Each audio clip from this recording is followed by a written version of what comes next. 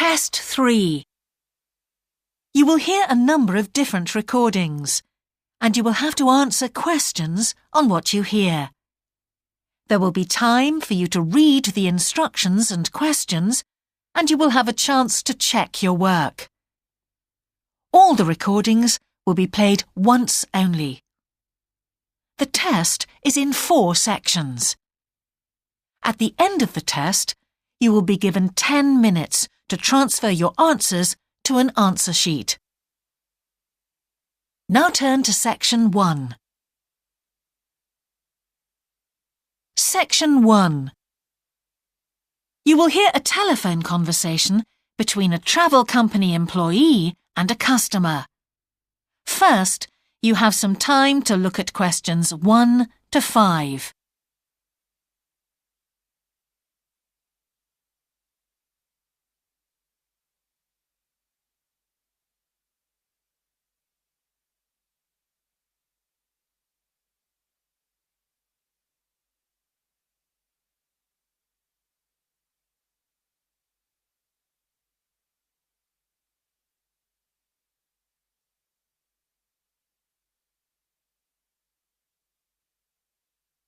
You will see that there is an example that has been done for you. On this occasion only, the conversation relating to this will be played first.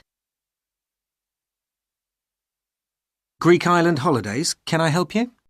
Yes, I hope so. I have a friend who's just come back from Corfu, and she's recommended some apartments in Arelis. She thought they might be on your list. Arelis, let me see. Can you give me the names? Yes, the first's Rose Garden Apartments. I'd like to go with another friend in the last week of October. Well, we've got a lovely studio flat available at that time. I'm sure you'd enjoy the entertainment program there too, with Greek dancing in the restaurant. The entertainment program offers Greek dancing, so Greek dancing has been written in the space. Now we shall begin. You should answer the questions as you listen, because you will not hear the recording a second time. Listen carefully and answer questions 1 to 5. Greek island holidays, can I help you? Yes, I hope so. I have a friend who's just come back from Corfu, and she's recommended some apartments in Arelis. She thought they might be on your list. Arelis, let me see.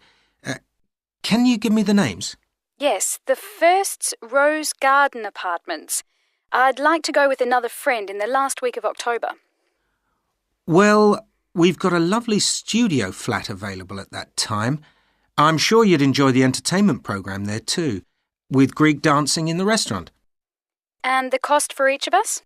£219. That sounds very reasonable. I'm just jotting down some notes. Now, the second one she mentioned was called Blue Bay. Blue Bay. Yes, in fact, that's very popular, and it has some special features. Really? The main attraction is the large swimming pool with salt water. Much healthier, I understand. That's right. And it isn't far from the beach either, only 300 metres. And only around half a kilometre to some shops, so you don't have to be too energetic. Is it much more expensive than the first one? Let me just check. I think at the time you want to go, it's around £260. No, £275 to be exact. Right, I've got that. Now, there are just 2 more apartments to ask you about. I can't read my own writing. Something to do with sunshine, is it? I think you meant the Sunshade Apartments. They're on a mountainside. Any special features? Yes, each room has its own sun terrace, and there are shared barbecue facilities. Ooh, sounds lovely. Yes, it is rather well equipped. It also provides water sports. It has its own beach. There are facilities for water skiing. Any kite surfing? My friend's quite keen. Not at the hotel, but I'm sure you'll find some in Arelis. There's also satellite TV in the apartments. And how much is that one? £490 with 2 sharing. You mean £245 each? I'm afraid not. Each person has to pay that amount and there must be at least 2 in an apartment. Oh, I don't think that would be within our budget, unfortunately. And the last one sounds a bit expensive too. The grand? Actually, it's quite reasonable. It's an older style house with Greek paintings in every room and a balcony outside.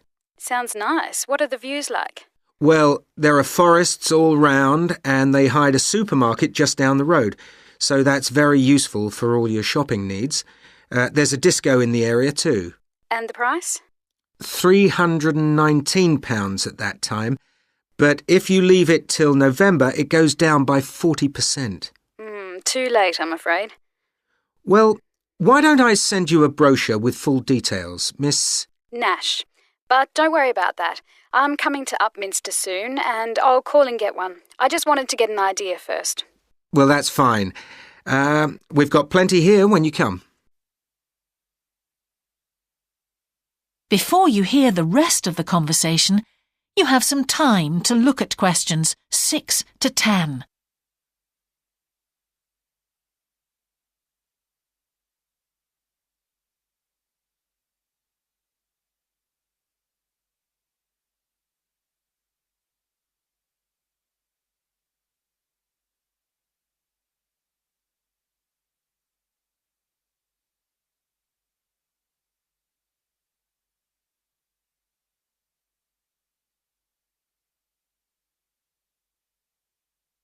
Now listen and answer questions 6 to 10. If you've got a minute, could I just check a couple of points about insurance? I got one policy through the post, but I'd like to see if yours is better. Fine. What would you like to know? Well, the one I've got has benefits and then the maximum amount you can claim. Is that like yours? Yes, that's how most of them are. Well, the first thing is cancellation. If the holiday's cancelled on the policy I've got, you can claim £8,000. We can improve on that, Miss Nash. For Greek island holidays, our maximum is £10,000. That's good. Of course, our holiday won't even cost £1,000 together. It's still sensible to have good cover. Now, if you go to hospital, we allow £600. Yes, mine's similar. And we also allow a relative to travel to your holiday resort? My policy just says their representative will help you. You can see there's another difference there. And what happens if you don't get on the plane? Nothing, as far as I can see on this form. Don't you have missed departure? No, I'll just jot that down. We pay up to £1,000 for that, depending on the reason. And we're particularly generous about loss of personal belongings, up to £3,000, but not more than £500 for a single item. Then I'd better not take my laptop. Not unless you insure it separately. OK, thanks very much for your time. You've really been helpful.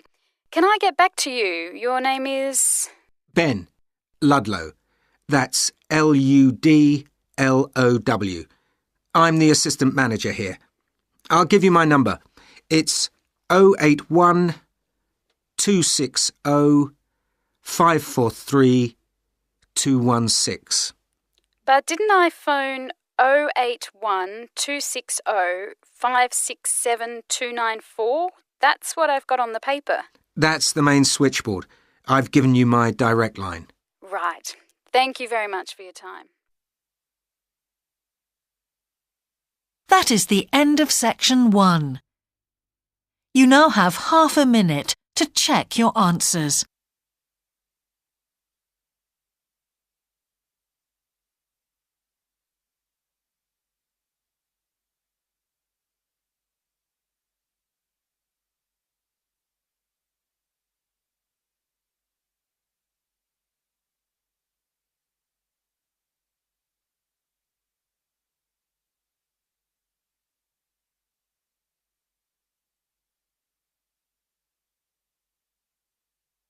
Now turn to section 2.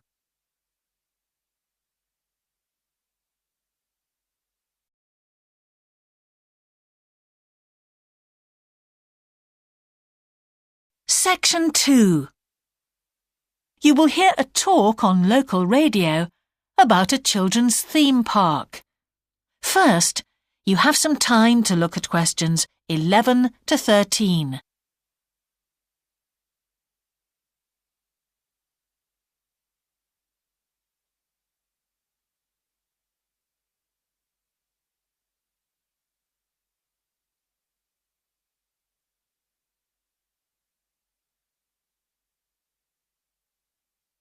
Now listen carefully and answer questions 11 to 13.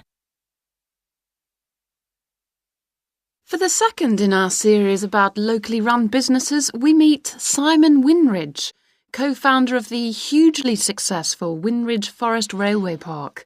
Welcome, Simon. Now, perhaps you can begin by telling us a little bit about how it all started. Well, during the 1970s, my wife Liz and I had just acquired 80 acres of sheep farming land, and we decided to settle down and have children. Pretty soon we had a daughter, Sarah, and a son, Duncan. The place was wonderful for the kids. They particularly loved trains and gradually built up an enormous network of miniature railway track. I began to develop larger-scale models of locomotives, but we didn't think anything more of it until I went on a trip to a theme park near Birmingham and decided we could do a much better job. So we set up a small one ourselves, based on the miniature railway, and we opened to the public for just a month that year, 1984, in July, our driest month, because our children said they didn't want our guests to have a miserable wet visit.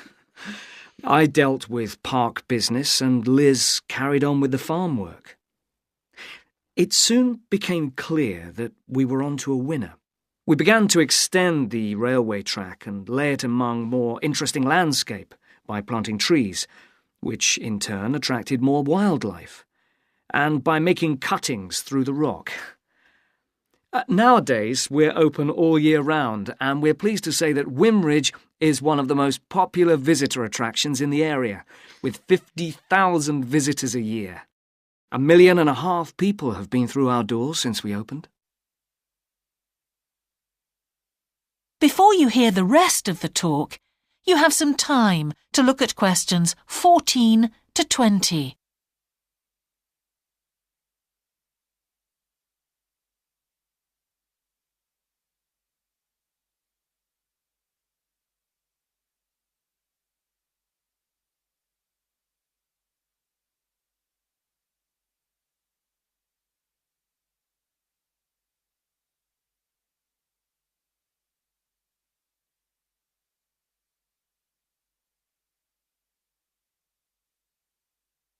Now listen and answer questions 14 to 20. All these visitors mean we have had to expand our operation, and it's now a truly family concern. I'm near to retirement age, so I only concern myself with looking after the mechanical side of things, keeping the trains going. Liz now devotes all her energies to recruiting and supporting the large squadron of workers, which keep the place running smoothly.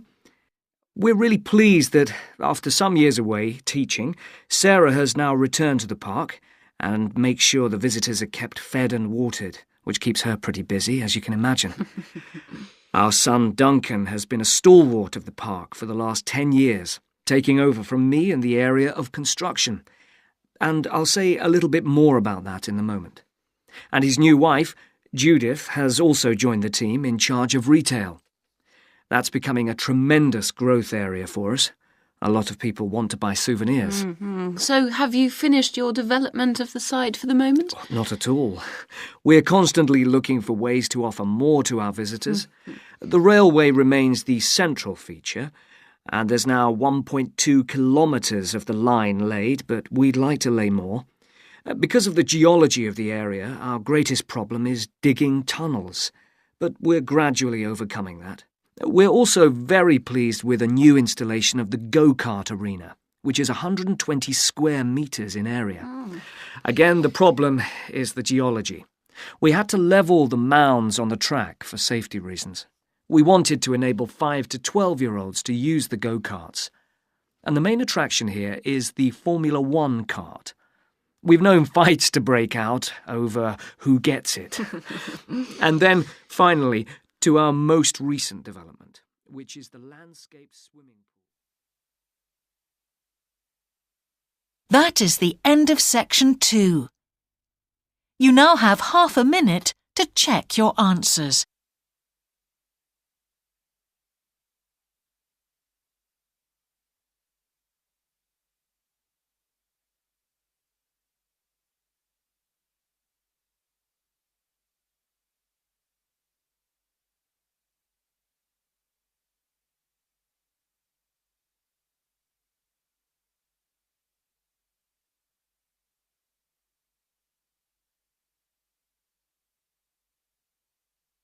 Now turn to section 3. Section 3. You will hear a geography student called Caroline discussing her dissertation with her tutor. First, you have some time to look at questions 21 to 23.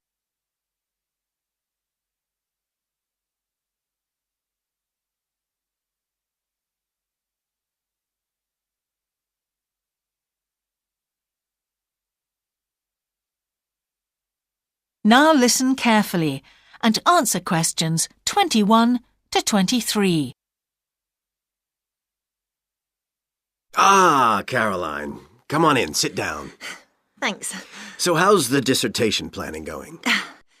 Well, Dr. Shulman, I'm still having a lot of trouble deciding on a title. Well, that's perfectly normal at this stage. And this is what your tutorials will help you to do. Right. What we'll do is jot down some points that might help you in your decision. First of all, you have chosen your general topic area, haven't you? Yes, it's the fishing industry. Oh, yes, that was one of the areas you mentioned. Now, what aspects of the course are you good at? Well, I think I'm coping well with statistics, and I'm never bored by it. Good. Anything else? Well, I found computer modelling fascinating. I have no problem following what's being taught, whereas quite a few of my classmates find it difficult. Well, that's very good. Do you think these might be areas you could bring into your dissertation? Oh, yes, if possible. It's just that I'm having difficulty thinking how I can do that. You see, I feel I don't have sufficient background information. I see. Well, do you take notes? I'm very weak at note-taking. My teachers always used to say that. Well, I think you really need to work on these weaknesses before you go any further. What do you suggest? Before you hear the rest of the tutorial, you have some time to look at questions 24 to 30.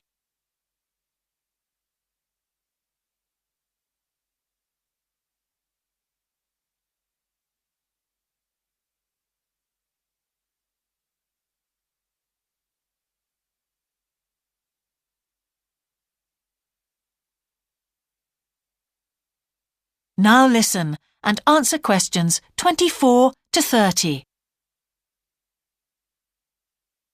Well, I can go through the possible strategies with you and let you decide where to go from there. OK, thanks. Well, some people find it helpful to organize peer group discussions. You know, each week a different person studies a different topic and shares it with the group. Oh, right. It really helps build confidence. Yeah. You know, having to present something to others. I can see that. The drawback is that everyone in the group seems to share the same ideas. They keep being repeated in all the dissertations. OK. You could also try a service called Student Support. It's designed to give you a structured program over a number of weeks to develop your skills. Sounds good. Yes. Unfortunately, there are only a few places. Ah. But it's worth looking into. Yes, of course. I know I've got to work on my study skills. And then there are several study skills books you can consult. Right. They'll be a good source of reference. But the problem is, they are sometimes too general. Yes, that's what I've found. Other than that, I would strongly advise quite simple ideas, like using a card index. Well, yes, I've never done that before. It's simple, but it really works because you have to get points down in a small space. Another thing I always advise is don't just take your notes and forget about them. Read everything 3 times. That'll really fix them in your mind. Yes. I can see it'd take discipline, but... Well, if you establish good study skills at this stage, they'll be with you all your life. Oh, yes, I completely agree. It's just that I don't seem to be able to discipline myself. I need to talk things over. We'll be continuing these tutorials, of course. Let's arrange next month's now. Let's see. I can see you virtually any time during the week starting the 22nd of January. What about the 24th? I'm free in the afternoon. Sorry, I'm booked then. What about the following day? The Thursday? Yeah? I can make the morning. Fine. We'll go for the 25th then. That's great. Thanks. That is the end of section 3. You now have half a minute to check your answers.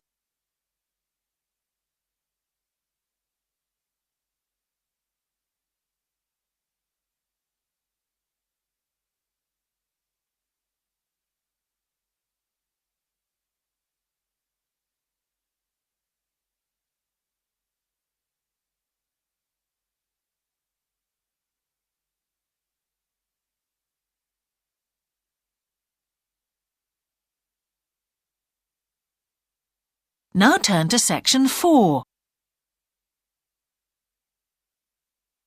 Section 4. You will hear part of a lecture about an experimental design for a house. First, you have some time to look at questions 31 to 40.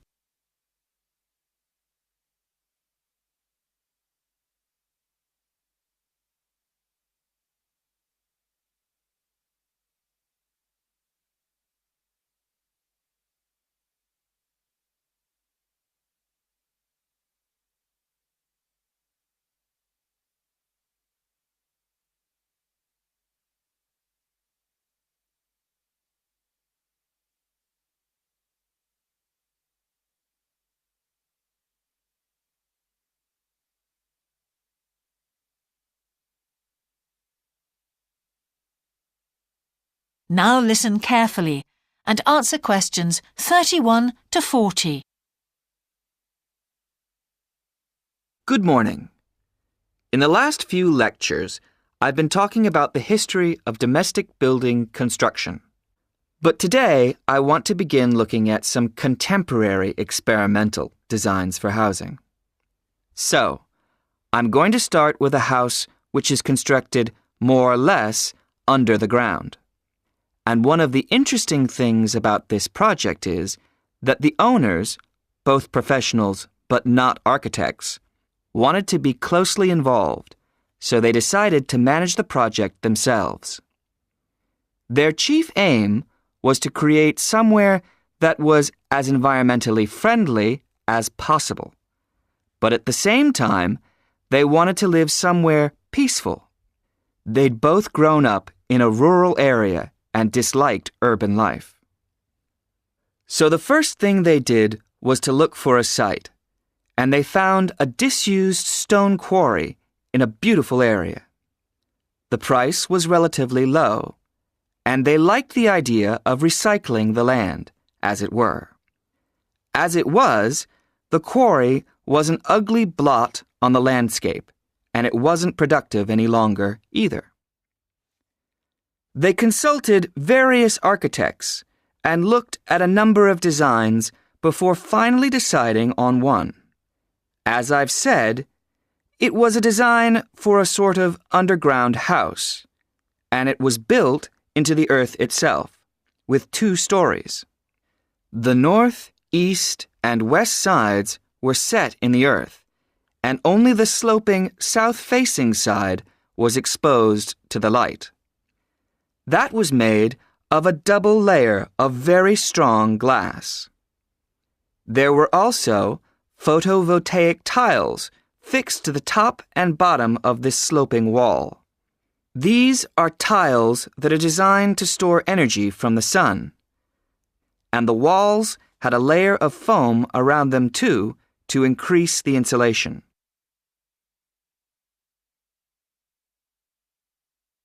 Now, what is of interest to us about this project is the features which make the building energy efficient. Sunlight floods in through the glass wall, and to maximize it, there are lots of mirrors and windows inside the house. That helps to spread the light around. So that's the first thing. Light is utilized as fully as possible. In addition, the special tiles on the outside convert energy from the sun and generate some of the house's electricity. In fact, and it is possible that in future the house may even generate an electricity surplus, and that the owners will be able to sell some to the national grid. As well as that, wherever possible, recycled materials have been used. For example, the floors are made of reclaimed wood, and the owners haven't bought a single item of new furniture. They just kept what they already had. And then there's the system for dealing with the waste produced in the house. This is dealt with organically. It's purified by being filtered through reed beds which have been planted for that purpose in the garden. So the occupants of the house won't pollute the land or use any damaging chemicals. It's true that the actual construction of the house was harmful to the environment, mainly because they had to use massive amounts of concrete, one of the biggest sources of carbon dioxide in manufacturing. And, as you know, this is very damaging to the environment. In total, the house construction has released 70 tons of carbon dioxide into the air. Now that's a frightening thought. However, once the initial debt has been cleared, and it's been calculated that this will only take 15 years, this underground house won't cost anything, environmentally I mean, because unlike ordinary houses, it is run in a way that is completely environmentally friendly. So, eco-housing like this is likely to become much more. That is the end of section 4. You now have half a minute to check your answers.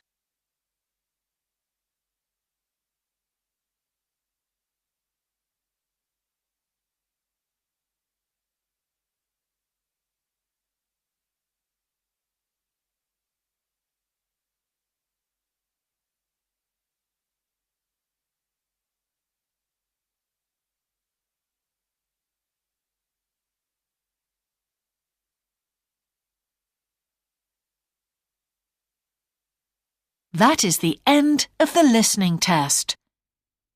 In the IELTS test, you would now have 10 minutes to transfer your answers to the answer sheet.